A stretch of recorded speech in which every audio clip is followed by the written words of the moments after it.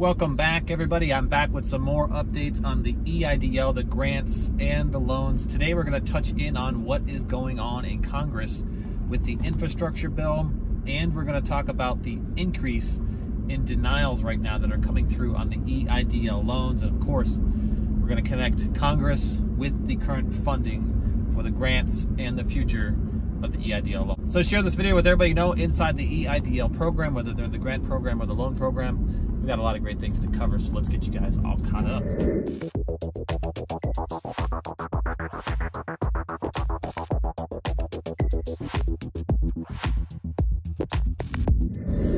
Welcome back, everybody. I'm back with that lineup on the EIDL, the grants and the loans. We have to touch in on what is going on in Congress right now because so much of this can affect the future of the EIDL program for the grants and for the loans, okay?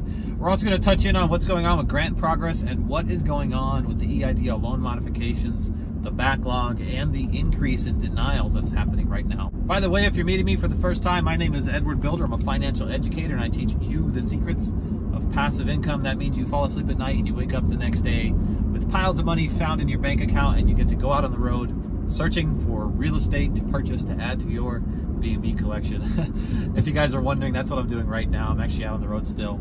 You guys could join me in this lifestyle. You could check out my crash course found in the description right now. It is still on sale. Rush up there to the description and grab that crash course. Okay guys, I want to touch in on what is going on with the infrastructure bill. The $1.2 trillion bill has a $256 billion discrepancy inside of it. That means they do not know where the $256 billion is going to come from yet. That's a 23% error found in the $1.2 trillion road bill. Now, if you recall, $32 billion is going to be robbed from the grant program, the EIDL grants, to be sent over to this infrastructure bill. And we know that leaves approximately $230 billion left inside the EIDL program for the loan modifications. So this really begs the question to discover if they plan to rob any more of that money from the EIDL program. The way it sits right now, Bernie Sanders is out on the road making it very publicly known that this bill is completely paid for. But because there's a $256 billion discrepancy, Democrats are currently fighting with other Democrats over how they're going to pay for this bill. Because if they can't take it from programs that are currently existing, like the EIDL program, this will raise taxes on the middle class to pay for this road bill, the $1.2 trillion bill. That leads to even bigger problems because the $3.5 trillion bill is following this bill. And if there's a 23% error inside the $1.2 trillion infrastructure bill, what does that leave for the $3.5 trillion infrastructure bill? We could be seeing a lot of errors found in that bill as well. So let me know your thoughts in the comments if you also support this $1.2 trillion bill, and also if you support the $3.5 human infrastructure bill that is about to hit us here in the near future. Now, I don't know about everybody out there who's tuning in. I don't know if you currently are in the real estate game, if you have any rental properties, but I'm pretty heavy inside of Airbnbs for the short-term rentals. And right now we are seeing an increase in requests for extended stay visits. That means beyond 28 days, more like a tenant would want to stay. And when we dig into the request a little bit further, naturally we can't always honor these requests because we are a short-term model. We prefer to be within 7 days for our typical guests. So we can't always support this because of our bookings are so high. But when we dig into this a little bit further, we're finding that individuals are seeking shelter to avoid the evictions that are on the near break here within the next few weeks, all right? And when I dig a little further into this with my real estate networks, I'm actually finding that current landlords are gearing up to prepare for Section 8 housing. For those of you who don't know what Section 8 housing is, it's essentially government-funded housing. It means that the government, if you reach a certain threshold on your income, that the government will essentially pay your rent to keep you inside of a home. And right now, landlords across the country are getting prepared for Section 8 housing to be on the rise. Now, I did report out just a few weeks ago that I had a power outage at my home, and and we ended up having to take shelter inside of a hotel. Those hotels were filled with individuals who were seeking shelter from New Jersey and New York because they were facing eviction as well, or they had already lost their homes because they did not qualify for certain moratoriums. So they were actually given government grants to pay for their hotels. It's truly unbelievable what's happening right now inside the economy, because right now the jobless reports are showing that we are at an all-time low. I think it was 356,000 jobless claims. However, the economy is not showing the same trend for those of you out there facing evictions. Okay, let's shift over. Let's start talking about what is going on inside the EIDL program, because currently those of you that are still seeking the grants, the $10,000 or the additional $5,000 supplemental targeted advance grant, those are currently still available.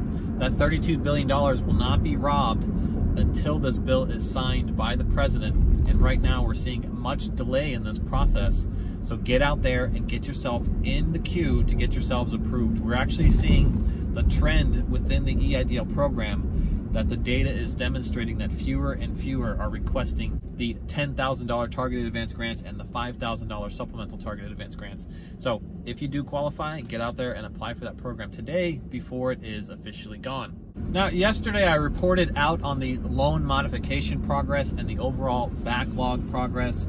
And after posting that video, I actually had several loan officers contact me on my Instagram to also verify that the backlog is not officially over, okay? That they do also see several tasks found inside of their portals on their side. Now, what we're seeing is that the review process happens right after the automation process. So it is very unclear if the backlog that has been decreased is the backlog found inside the automated process. That automated process right now is kicking out tens of thousands of denials right now. We are seeing an increase in denials for unverifiable information, specifically around the zip codes, bank account information, addresses that are incorrect, and the ID verify. If you remember that ID verify, where an automated window would pop up to ask you a series of verifying questions. You would then answer those questions to proceed forward in the application process. However, due to some kind of error, you were kicked out of that process and you could not verify your information. That has caused a very large number of denials inside the EIDL program, taking the number of denials on the rise. Now, to support speed in the loan modification process, the SBA has ordered the loan officers to put a 3-day deadline on any request that is going out for more information.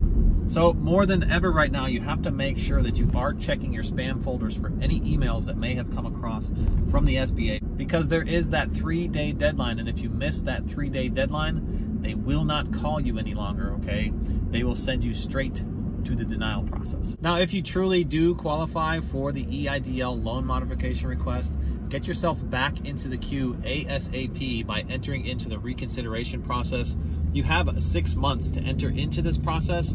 However, I don't know why you would wait. If you do qualify, get yourself back into the process.